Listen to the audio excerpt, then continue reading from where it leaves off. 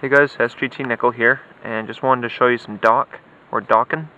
This is the cure to nettles if you get burnt. This is just a very young plant. There's a few of them here. Usually grows about a meter tall, or just a little bit over, and it can get quite bushy. And as you can see, it always grows next to nettles. There's a nettle right there.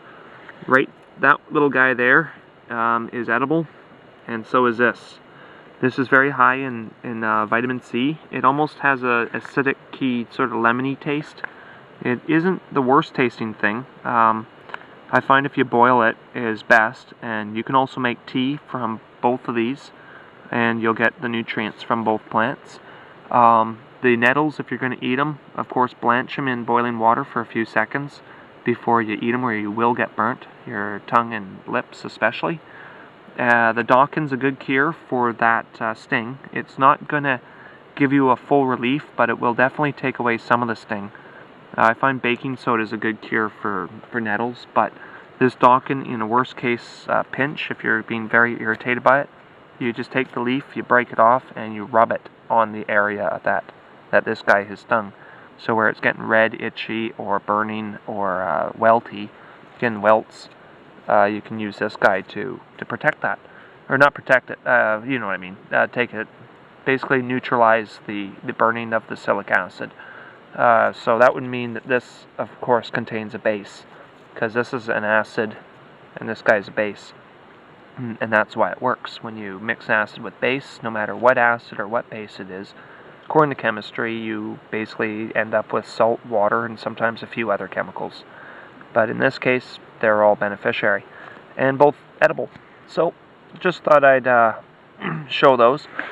They grow often in sort of grovey sections. We've also got another edible plant right here, which is salmonberry. This one's not ready yet. The leaves you can make tea out of. They sort of look like an old man if you look at it. They're in the blackberry family. They have sort of like a bushy beard and eyebrows. I'll show you when the leaves come out. The berries are of course edible. Any berry that looks like a strawberry, raspberry, or blackberry is edible. And you can also take the blossoms of all fruit trees, and these especially, and make tea. The Conservancy gets very anal around here about the salmon berries, because they say, oh, it's the bird's only food source. Well, I'll tell you that all birds eat bugs, and they eat lots of bugs. If you take a few salmon berries or blossoms, it's not going to be the end of the world. I guarantee that. But anyway, I just wanted to share the edible plants. And as you can see, we've got another one right here. This is sword fern.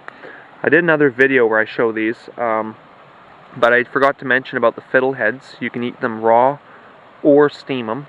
That's when springtime they start popping up new fern shoots. The root is also edible. It's quite a big chore though. You have to get down there, you have to pull all the leaves out, of course. You got to cut these branches off.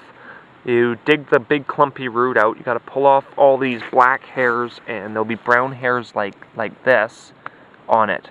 And you'll have to pull all that off, and then you got to get all the bugs and whatnot that are living in there out, because it's quite a clumpy thing.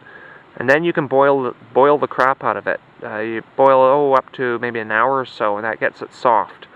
And it's at that point similar to potato. It's a good starch source, but a lot of effort.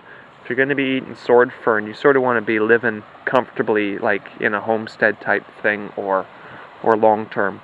I would not waste my effort on this if it were a survival scenario, unless it's all you had, because you're going to be putting a lot of energy to getting it to a food source before you're getting anything out of it, and probably you'll put more energy in than you get out. So that's just something to keep in mind.